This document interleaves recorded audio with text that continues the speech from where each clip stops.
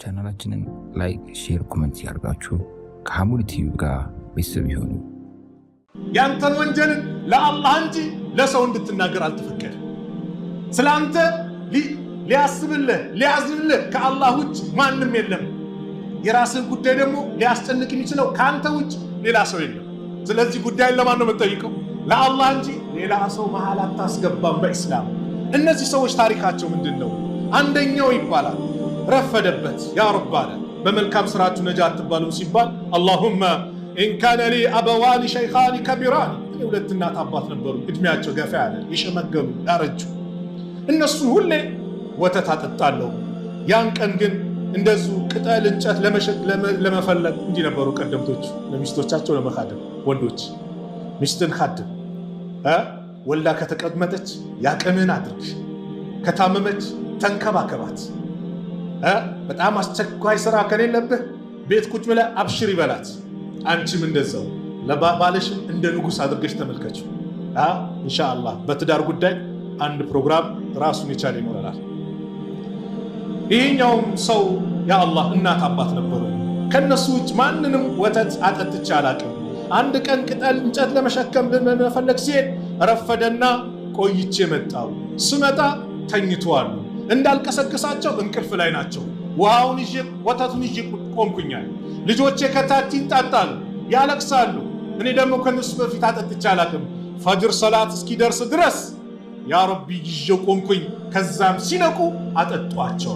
ይህንን ያ ለአንተም ፊት ፈልጌ ያለ እዚሁ ሲናገር ኢን ኩንቱ ፈዐልቱ ዛሊከ ኢብቲጋእ ወጅሂከ፣ ያንተን ፊት ፈልጌ ከማንም አድናቆት ሳልፈልግ ያንተን ከአንተ ምንዳ ፈልጌ ካደረግኩኝ ፈፈርጅ አና ማ ነሕኑ ፊሂ ሚን ሃዚሂ ሰኽራ፣ ከዚህ ቋጥኝ ድንጋይ ካለንበት ጭንቀት ነጃ በለናል። ፈንፈረጀት ሸይአን፣ ትንሽ ከፈታለች። ላ የስተጢዑነ አልኹሩጀ ሚንሁ፣ ከሱ ግን መውጣት አይችሉም። ሁለተኛው ቀጠለ ያ ረቢ እኔ ያጎት ልጅ ነበረችኝ፣ በጣም እኔ ዘንድ ተወዳጅ ነበረች።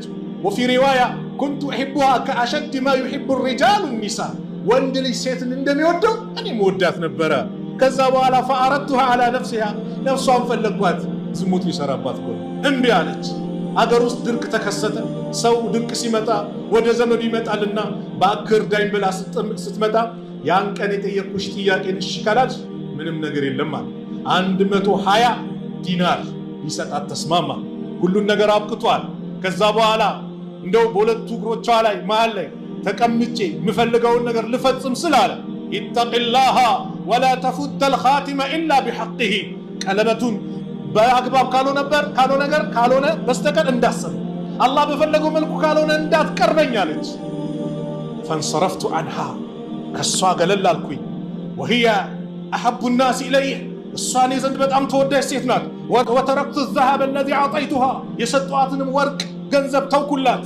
አላሁመ አላህ ወይ ኢን ኩንቱ ፈዐልቱ ዛሊከ ኢብቲጋእ ወጅሂከ፣ ያንተን ፊት ፈልጌ ከሆነ የፈጸምኩት ፈፈርጅ አና ማ ነሕኑ ፊሂ፣ ካለንበት ጭንቀት ነጃ በለን አለ። ከፈታለች መውጣት አይችሉም።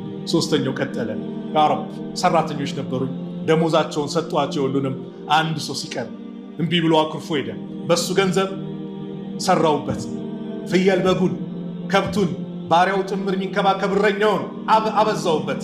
ከዛ ከለታት አንድ ቀን አንተ አላህ ባሪያ ወይ አዲ ኢለየ አጅሪ፣ የኔን ደሞዜን ስጠኝ ሲለኝ ፈቁልቱ ኩሉ ማ ተራ ሚን አጅሪከ ሚን አልኢብሊ ወልበቀሪ ወልገነሚ ወረቂቂ፣ የምታየው ከግመሉም ከፍየሉም ከበጉም ሁሉም ያንተ ነው አልኩት። አንተ አላህ ባሪያ በኔ ላይ አታላግጥብኝ፣ ደሞዜን እኮ ነው እያላገጥኩብ አይደለም፣ ያንተ ነው። ሁሉንም ይዞ አንድም ሳያስቀር ይዞ ይሄዳል። አላሁመ አላህ ወይ ኢን ኩንቱ ፈዐልቱ ዛሊከ ኢብቲጋእ ወጅሂከ፣ ይህን አንተን ፊት ፈልጌ ከሆነ የፈጸምኩት ፈፈርጅ አና ማ ነሕኑ ፊሂ፣ እኛ ካለንበት ጭንቀት ነጃ በለን። ፈንፈረጀት ሰኽረቱ ፈኸረጁ የምሹነ፣ ሙተፈቁን ዐለይህ። ተከፈተና ወጥቶ መሄድ ጀመሩ። ትልቅ ጥቅም አለው ይህ ሐዲስ። አንድ እናት አባትን መንከባከብ ያለውን ደረጃ። አንተ ስሜት ሲመጣ 1/3 አቅሉን ይላሉ አንድ ዓሊም፣ ሰው ራሱን ይስታል። ሰው አስብ ኢተቂላህ ሲባል በዚህ ሰዓት መደንገጥ መፍራት። ዛሬ እንኳን በዚህ አይደለም እኛ የአላህ ስም ስንት ሲደጋገምበት አንተ ራስህ አላህን ፍራ የምንልበት አለ። ያ ይሄ መሆን የለበትም።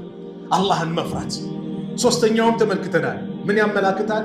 ጥሩ ጓደኛ መያዝ ለእንደዚህ አይነት መከራና ጭንቀት አንዱ ምክንያት ይሆናል። ከሶስቱ አንዱ ተመልከቱ ምንም ኸይር የሌለው ቢሆንስ አልወጡም ማለት ነበር። ሶስቱም ኸይር ስላላቸው ለአላህ ብሎ የሰሩ ስላለ አላህ ሱብሓነሁ ወተዓላ ነጃ አላቸው። ስለዚህ አንድን ስራ ስትሰራ ለአላህ ብለህ የምትነይተው ነገር አንዳንዴ እኮ ዓዳ በተለምዶ የምትሰራው ነገር ዒባዳ ይሆንና አጅር ይሆናል። ምግብ ስትበላ ነይትህ ምን አይነት ንያ? አሁን እቺ ምግብ የምበላው በኋላ 10 ሰላት ስሰግድ ቁዋ እንዲኖረኝ፣ ማታ ኢሻ ስሰግድ የሆነ ፕሮግራም ዳዕዋ ሳዳምጥ ነቃ ብዬ ላዳምጥ ብለህ ከበላኸው አጅር አለ። ስተኛ ቀይሉላ ልተኛ ወይ ትንሽ ሰዓት ልተኛ፣ ለምን በኋላ በነሻጣ ለይል ሰላቴን እንዲሰግድ ብለህ ከነየትክ ምን አለ? አጅር አለ። ሱብሓነላህ። ነቢዩ ሰለላሁ ዐለይሂ ወሰለም በአንድ ሐዲስ ሲነግሩ ምን አሉ? ኢነከ ለን ቱንፊቀ ነፈቀተን ተብተጊ ቢሃ ወጅህ አላህ፣ አንተ እኮ አንድችን ነፈቃ መስጠትን አሰጥን የአላህን ፊት ፈልገ የምትሰጠው ነገር የለም ኢላ ኡጅርተ ዐለይሃ፣ በሷ የምትመነዳ ቢሆናሉና ሐታ ማ ተጅዐሉ ፊ ፈሚ እምረአቲከ፣ ሐታ በሚስት አፍ ላይ የምታደርገው ጭምር ምን አለው? አጅር አለው አሉት ነቢዩ ሰለላሁ ዐለይሂ ወሰለም። ለአላህ ብለህ የምትሰራው ነገር ሁሌም ምንዳ ይሆናል፣ ሁሌም ተቀባይነት ይኖራል። ለአላህ ካልሆነስ ስራ ዘውታሪ አይሆንም። ሰዎች የሆነ ነገር ይጀምራሉ፣ ያቋርጡታል። ለምን ከተባለ የመጀመሪያው ኢኽላስ አለመኖር ነው። ኢኽላስ ከሌለ ይቋረጣል። ኢኽላስ ካለስ ሁሌም አላህ አለ። ሰው ኖረ አልኖረ ብቻ ሞም አሎም አላህ ነው። በቃ ሁሌ አላህን ለማስደሰት ነው የምትሰራው። ዛሬ እኮ ሰው ኸይር ስራውን ሊደብቅ አይፈልግማ። አብዛኞቻችን ኸይር ስራ ለሰዎች ለማስተማሪያ ሰዎች እንዲነሳሱ ከሆነ ማሻአላህ። ከዛ ውጭ ግን የቀልብህን የውስጥህን የሚያውቀው ማን ነው? አላህ ነው። የፈለገ ተራራ የሚያክል ኸይር ሰርተ ውስጧ ከተበላሸች ግን ባዶ ናት፣ ባዶ ነው። ነገር ግን ሰዎች እንዲነሳሱ፣ ለምሳሌ ሰደቃ ስታወጣ የሆነ ነገር ሰዎች እንዲነሳሱ የመስጊድ የሆነ ነገር ሲባል እኔ እንደዚህ ነይቻለሁ ስትል በአንተ ምክንያት ሰዎች እንዲነሳሱ አድርገው ከሆነ ማሻአላህ አጅርም ታገኝበታል። አለዛ ግን የውስጥን አላህ ያውቃል። ኢነላሃ ላ የንዙሩ ኢላ ስወሪኩም ወአምዋሊኩም ወላኪን የንዙሩ ኢላ ቁሉቢኩም ወአዕማሊኩም። ነቢዩ ሰለላሁ ዐለይሂ ወሰለም አላህ ወደ እናንተ የሰውነት ቅርጽ ወደ መልካችሁ ምናምን አይመለከትም። ወደ ምሰሩት ስራ ንብረታችሁ ማለት ነው አይመለከትም። ነገር ግን ወደ ቀልባችሁና ወደ ምሰሩት መልካም ነገር መጥፎ ነገር ወደ እሱ ይመለከታል። ቀልብህ ማንን አሰበ? ለማን ነየተ? ለኔ ነው ለሌላ? እሷን አላህ ይመለከታል። ስራው ጥሩ ነው ጥሩ አይደለም? አላህ እሱን ይመለከታል። ቀደምቶቹ ስራን በጣም ይደብቁ ነበረ። አንደኛው ሲናገሩ ዙበይር ብን አልዓዋም ረዲየላሁ ዐንሁ ምን ይላሉ?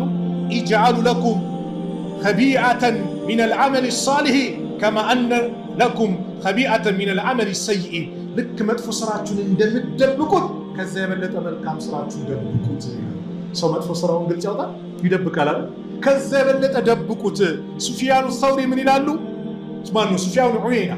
وقال سفيان بن عيينة قال أبو حازم اكتم حسناتك أشد مما تكتم سيئاتك. عنده حسنات مدبك مدفو نقرن كمدبك يتشعلنه بيتشعل السن ما أدرقنه من بلاشان أبزاني وصل مدفو نقرو تشكرون دي تاوك بتا يفلق مدفو نقرو ملكام نقروس بلك هلوم سون دي اللي تفلقال يزاني من يمتال ይሄ ኢኽላስ መበላሸት ይዩልኝ ይስሙልኝ ነገር ይመጣል። ያ ከመጣ ደግሞ እንኳን ያደለም ስንት ነገር ይበላሻል። ነገ የውመል ቂያማ ሶስት ሰዎች የጀሃነም እሳት የሚለኮስባቸዋል። እነዚህ ሶስት ሰዎች ለኢስላም እጅግ አስፈላጊ የሆኑ ናቸው።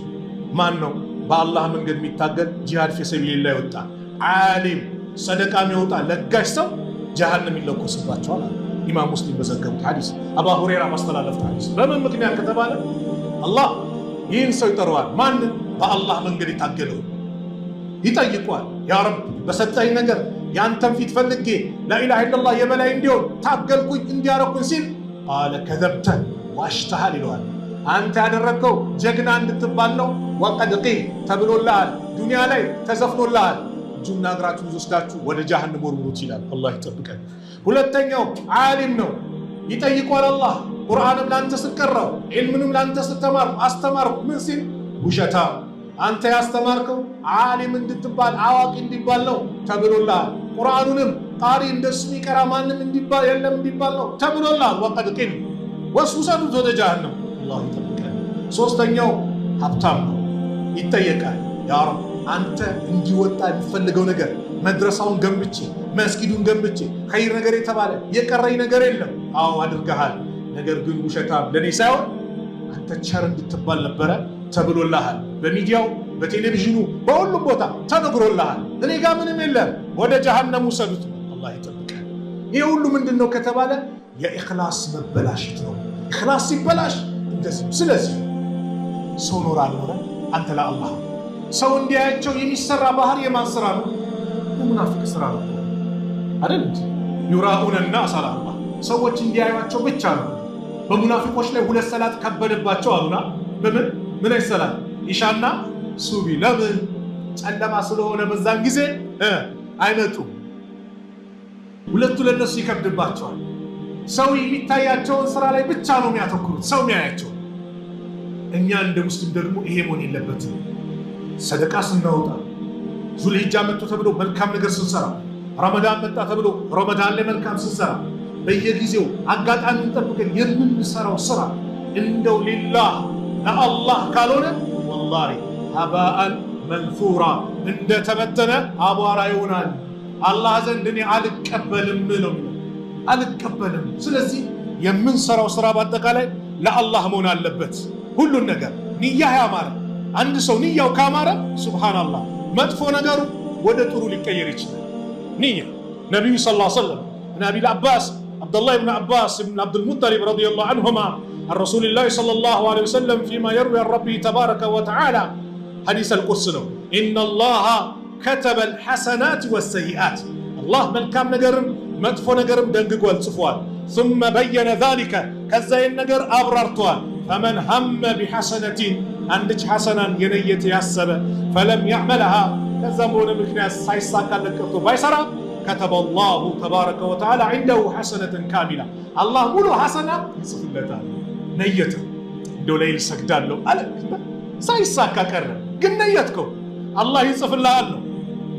ቀጠሉ ወይን هم بها የሆነች ነገር ደግሞ ነይቶ አስቦ فعملها ከሰራት ከተገበራት كتبه الله 10 حسنات 10 حسنات إلى 700 እስከ 700 ضعف إلى أضعاف كثيرة ቁጥሩ ወደማ ይታወቅ ምንዳ አላህ ይጽፍለታል። በጥሩ ንያ ማለት ነው።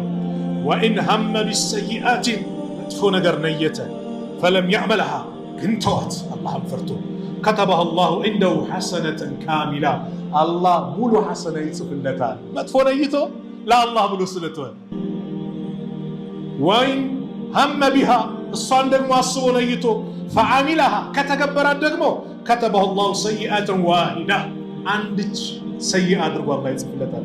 አያችሁ አላህ አዛኝነት።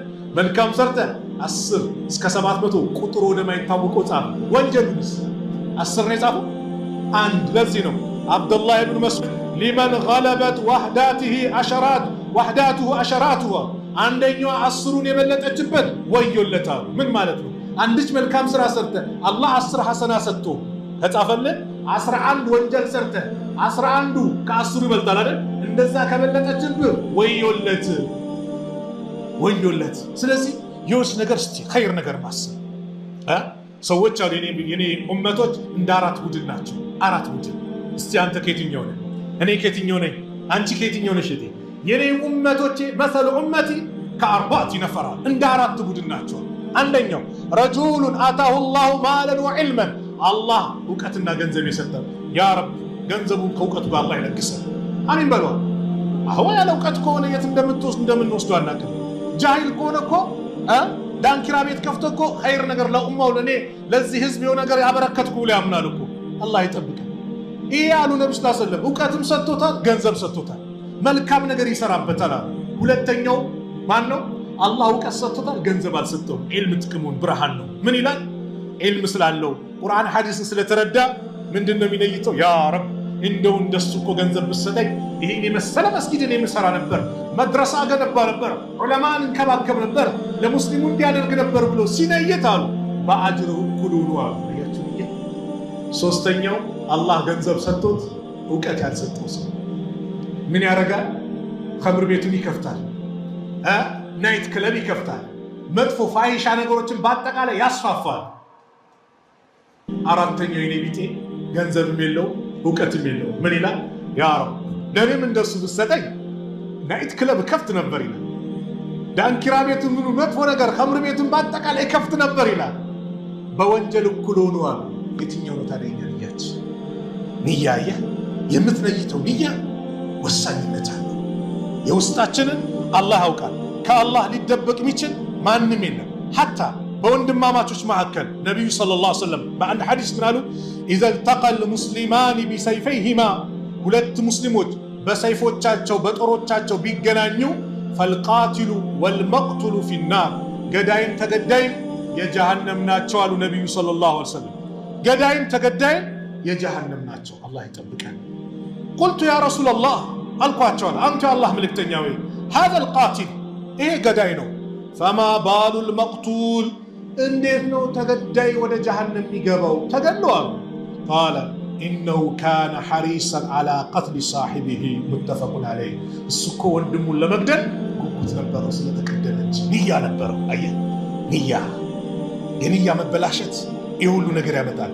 ንያ ሲስተካከል አንተ ባለህበት ቦታ የሆነች ነገር ብትሰራ አላህ እዛች ቦታ ላይ እንደተሳተፍክ አድርጎ አላህ ይጽፍልሃል።